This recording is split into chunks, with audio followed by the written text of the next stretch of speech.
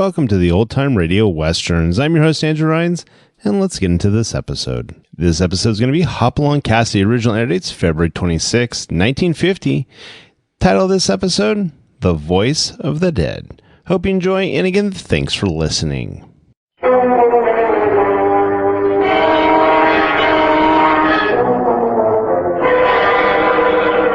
California Carlson doesn't often get letters, particularly since he withdrew his application from the Matrimonial Bureau.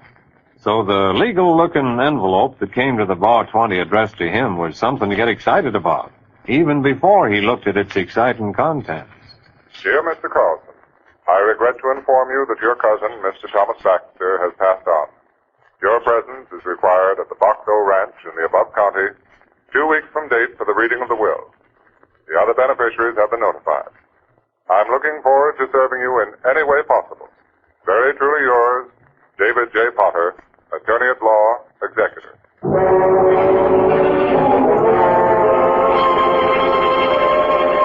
But the 2 weeks seemed more like 2 years to California until the night finally arrived when he and Hoppy rode up to the gate of the Boxo. Hoppy wasn't quite as enthusiastic. I just made a weighty decision, California. Yeah, what's that? I must love you like a brother. I don't believe there's another man in the county I'd be out with, riding around in the middle of the night in this kind of weather. Well, here's the gate. What's that sign read? Boxo Ranch. Visitors welcome. Tom Baxter, owner. Good old Tom. Real hospitable feller here. Like the folks dropped in and friendly like. Hold it. Someone's shooting at us from the ridge up there. Get down. I'm down already, flat in my face. There he is. He's going back over the ridge. Well, he's out of range for a 6-gun. Let me get my Winchester No out. use now. He's gone.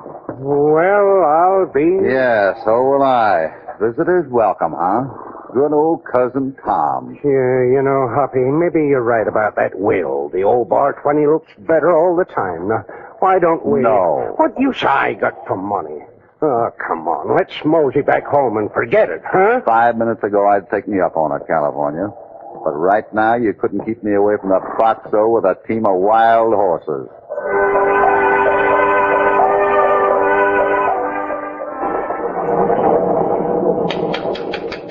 Listen to that thunder. Consarn it, Hoppy. We got no business here. Good evening, ma'am. What do you want? How do you do, ma'am? We're, I'm sorry, we don't take in strangers. You got caught out in the storm. It's no fault of mine. Oh, now, wait a minute. I'm California Carlson. I'm supposed to be here. Oh, what about your friend here? I'm Hopalong Cassidy, ma'am. We'd appreciate it if you could... That will be up to Mr. Potter to decide. This is a ranch house, not a hotel. Well, don't stand there. Come in. Yes, sir. It's a sin, that's what it is. Poor Mr. Tom hardly cold in his grave, and everybody flocking around to see what they can get. Where do you want us to put our things, Mrs. Hackett. Miss Matilda Hackett. Your room's at the head of the stairway. You can take your horses out there to the barn. Mr. Potter's in the study. You better see him first. I wash my hands. Boxo Ranch. Visitors welcome. Nice, friendly reception we got, California. First time I've been called a coyote by an old buzzard like that. Come on, we better talk to Mr. Potter. And keep your hand close to your hip. He might be even more hospitable than Miss Hackett. Wait a minute, what's that? Must be Mr. Potter. Sounds like... I want it now.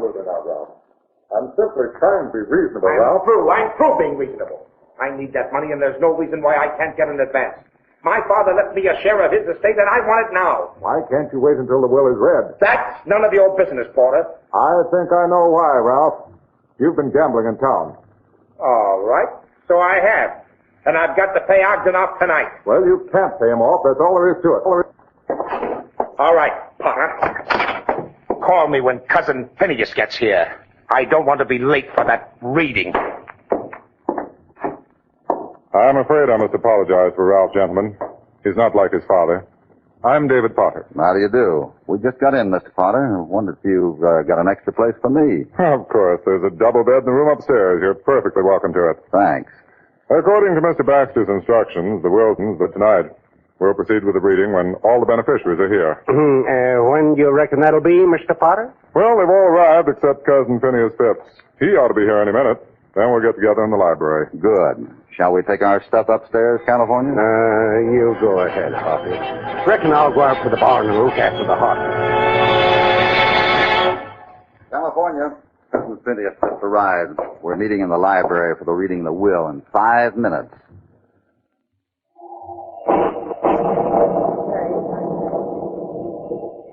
All right, everyone. All right. Now that we're here, I'll read the will. I'm glad to hear that. Very simple, right to the point.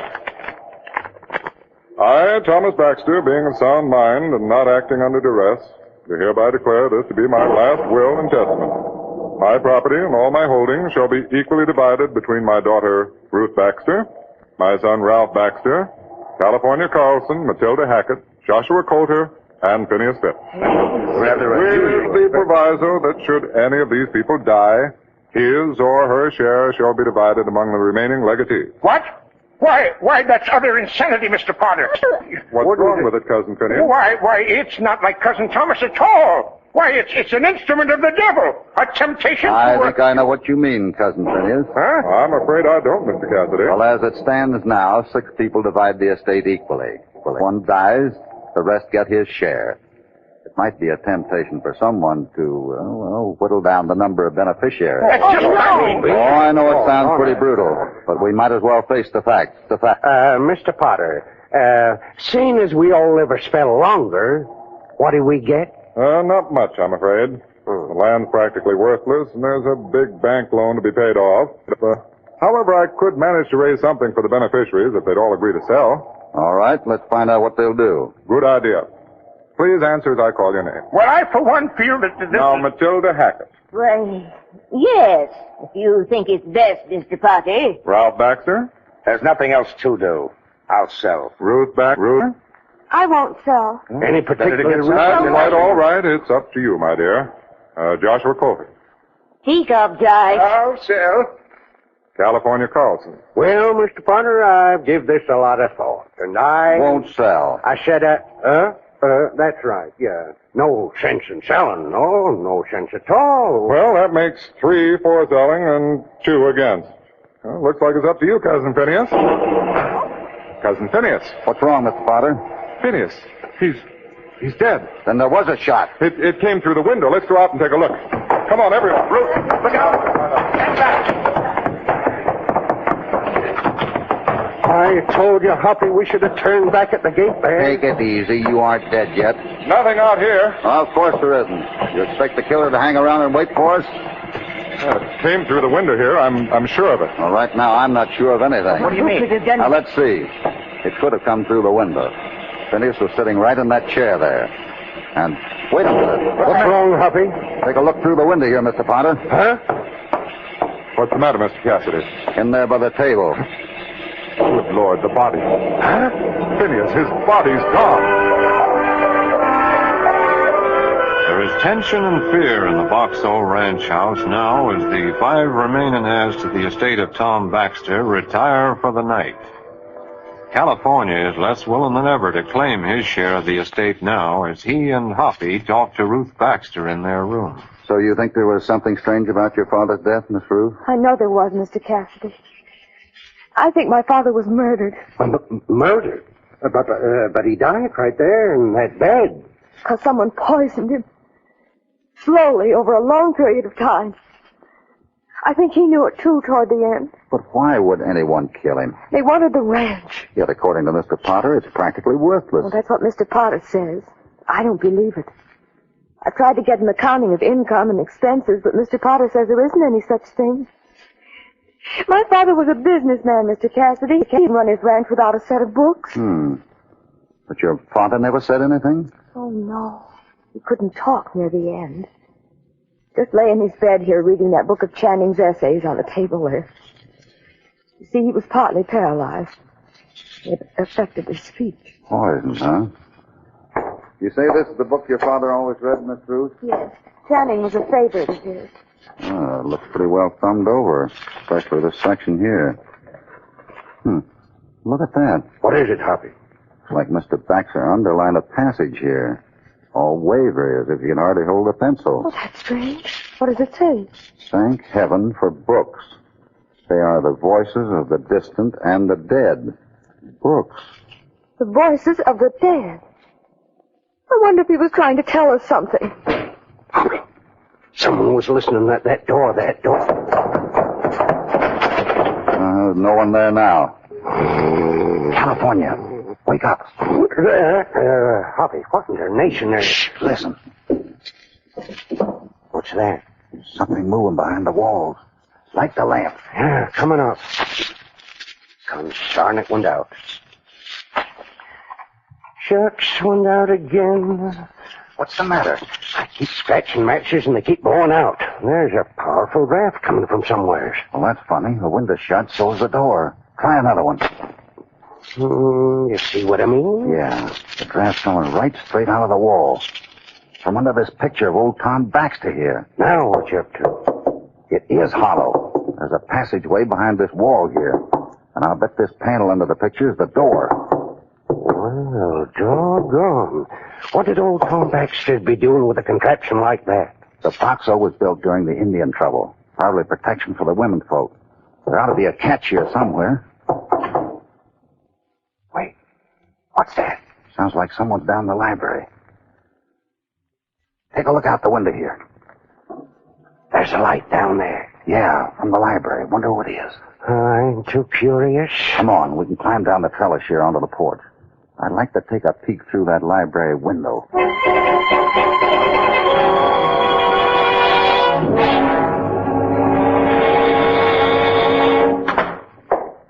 Well, Mr. Potter. Up rather late, aren't you, Ralph? I might say the same of you. And I hate to be overly curious, Potter, but I'd like to know what you're doing in my room. I want to talk to you. Oh? Yes, I have certain suspicions about what's going on here, and I think it's fair that I face them out with you before I take them elsewhere. Go on, Potter. I'm interested. Where did you go just now? To the library. Why? I couldn't sleep. I thought some reading would relax me. Any more questions? You'd better ask them now, because when you're finished, I've got a few myself. One more question. Why did you kill Cousin Phineas? Oh, that's very strange. That's the first question I was going to ask you. Drop it, Ralph. I think I know why you went down to the library. Go on. Phineas was shot from inside the room. I found this on the floor. A revolver cartridge case. It was under your chair. Well, you're changing your tactics a little, aren't you? Now it's a frame. You're trying to hang that killing on me. Well, you won't get very far, I'm afraid. I told you I'm trying to be fair with you, Ralph. There's an old saying, Potter. Thank heaven for books. They are the voices of the distant and the dead. Mean anything to you? Where'd you hear that? Oh, yeah. Just happened to overhear it tonight, and it gave me an idea. I looked up my father's ranch accounts down in the library. Accounts? How did... Never mind how I found them. And they told me a lot. Number one, there are 1,500 head of cattle missing. Run off somewhere waiting for the beneficiaries to sell out. Number two, there's oil on the property. 5 Eastern outfits are angling to buy it right now. And number 3, you're the crook who killed my father and who's trying to hoodwink us into selling. That's a pretty serious charge, Ralph. I'm glad you're laying it on the line, because the one thing I want to do is get you up in court to repeat it. Don't worry, I will. You know, there's another old saying, Ralph. The best defense is a first-class attack. You've heard that one, too, haven't you? Get out of my room. I advise you to be around in the morning when the sheriff gets here. Good night, Ralph. Going someplace, Mr. Potter? Oh, Cassidy. He put traffic around this house for 3 in the morning. I've been talking to Ralph. I'm very tired. Do you mind if I'll only be a minute. What about Ralph? I'd rather not say any more until the sheriff gets here in the morning, so if you don't mind...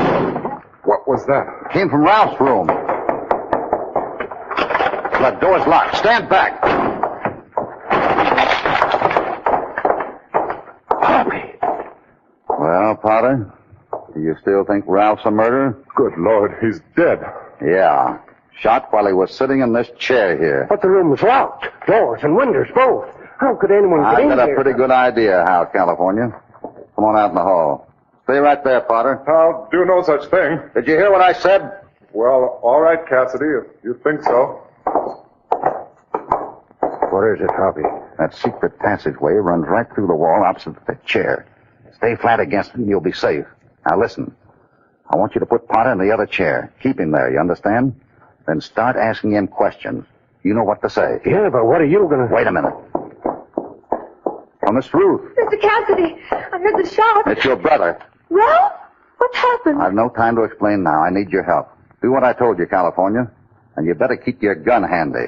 I don't think Potter will like sitting in that chair after you start asking those questions.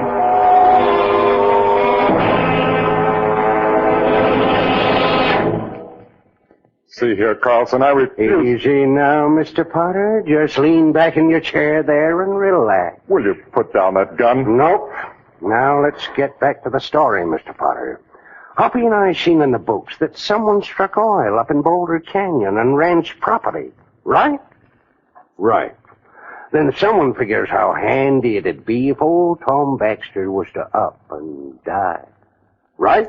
Will you shut up? Nope. So someone sees to it that old Tom dies of a mysterious stomach ailment. Runs off his stock and tries to bluff the heirs into selling out. Please, Carlson, not here, I tell you. Nope. Not unless you want to tell me who your partner is, Mr. Potter. I can't talk here. Where's Cassidy? Pretty busy right now, checking on something else. Shall we start back at the beginning again, Mr. Potter?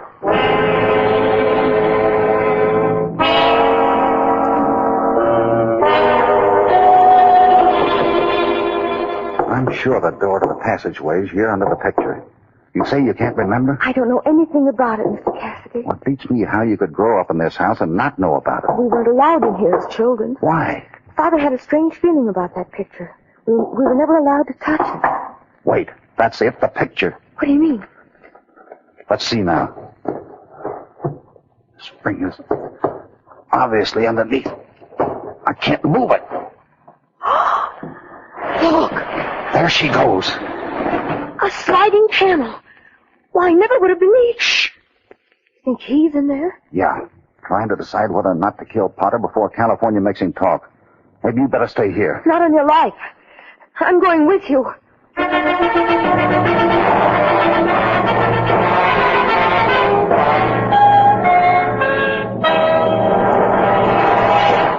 Now back to Hopalong Cassidy and The Voice of the Dead.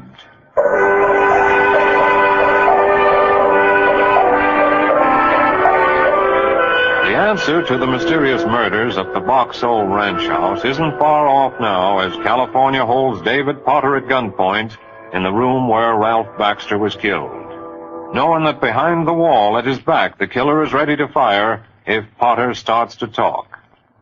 Meanwhile, Hoppy and Ruth work their way down the secret passageway toward the murderer's hiding place. Hold it. Can you see anything? Listen. I'm getting tired of waiting, Potter. When you reckon you're going to tell me who your partner is? Will you be reasonable, Carlson? No. It's right around this corner. Stay right here. All right. Good luck, Hoppy. Thanks. I ain't no reasonable move tonight, Mr. Potter. You're conniving with someone to grab off this ranch. You wasn't exactly reasonable about fool old Finney's picture Ralph Baxter there, was you? Please, Carlson, he'll kill me if I... And maybe if he don't, I will. In the morning, and sometimes I don't think straight when I miss my sleep. Now you're going to talk or no? All right. All right, I'll talk, Carlson. Put down that gun. I said put it down. Hoppy! It's all right, Miss Ruth. Hoppy, all right? Yeah, take Potter back to our room and tell him his partner just retired from business.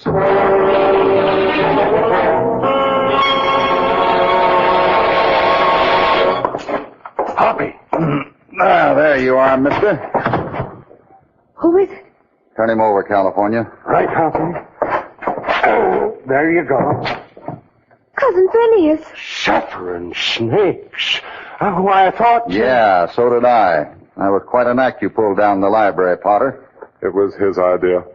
He wanted to play it safe. So you fired into the floor and hustled us all out onto the porch while the body disappeared, huh? That's right. Oh, please, Cassidy, I can't talk now. I don't blame you. Better save your breath for the story you're going to tell the sheriff when he gets here. Ruth. Yes? Better get everybody in here.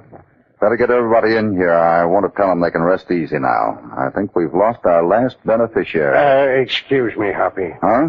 You just lost one more. Me. Now, wait a minute, California. You know you're entitled. Nope, not me. I learned a good lesson here at the Box Hole, Hoppy. It's better to be a live cowpoke than a dead millionaire.